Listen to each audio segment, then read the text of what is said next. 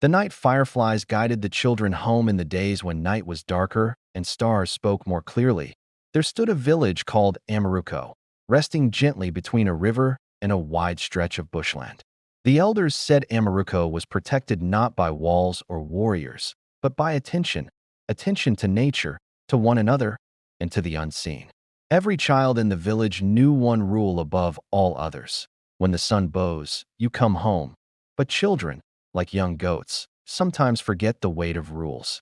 One late afternoon, after the rains had washed the earth clean, for children followed the river beyond the place their mothers allowed.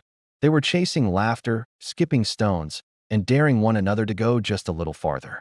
The sun slipped behind the trees without warning, as it often does in the tropics, and darkness folded the land into its arms. At first, the children laughed.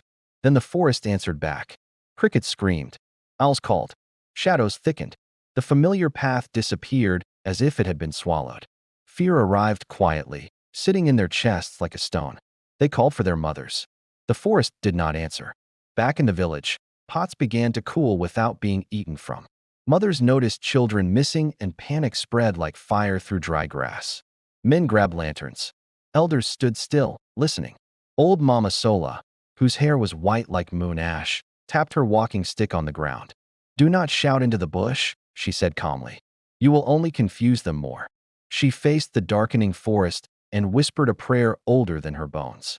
"Children are lost," she said. "They belong to the land. Return them."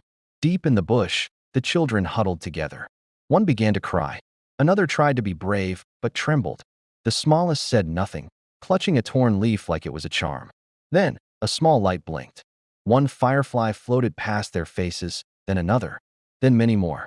They rose from the grass, from tree bark, from the air itself. Soon, the darkness was stitched with soft golden light. The children fell silent. The fireflies did not scatter. They moved together, slowly, forming a line. The light pulsed gently, like a breathing thing. "Let's follow them," one child whispered. Step by step, the fireflies drifted forward. When the children hesitated, the lights waited. When they tripped, the lights hovered low. They crossed thorns without pain. The night seemed to hold its breath. Back in the village, Mama Sola smiled faintly. "The forest has answered," she said. At the edge of the bush, villagers saw something they would never forget, a river of light moving toward them. Fireflies emerged first, then four small figures walking safely behind them. Mothers ran, crying and laughing at the same time. Fathers fell to their knees. No one asked questions. No one spoke loudly. The fireflies hovered for a moment, then rose and vanished back into the dark. Mama Sola stepped forward and addressed the children gently. "You were not saved because you were brave," she said. "You were saved because the land knows your names." From that night on, the children of Amaruko were taught a deeper lesson than fear. Nature watches the innocent. And when humans panic, the smallest lights can still lead the way. Even today, elders say that if you are ever lost and afraid, do not run.